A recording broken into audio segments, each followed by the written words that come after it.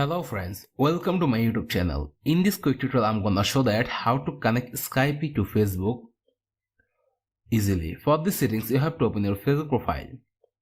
After opening your Facebook profile you have to scroll down and click the edit details option here.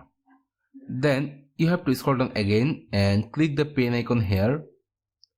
After clicking the pen icon here you have to click again the pen icon here. After clicking pen icon, you can see here many options.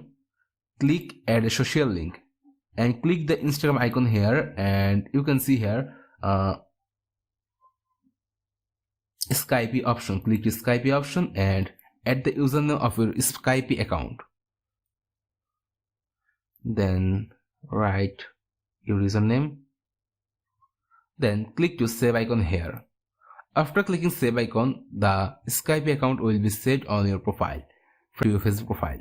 That was the video. If this video helpful to you, please like, comment, share and subscribe to my YouTube channel and press the bell icon for getting new notification. I will come with another new exciting video. Till then, take care. Bye bye my dear friends. Bye bye my dear friends.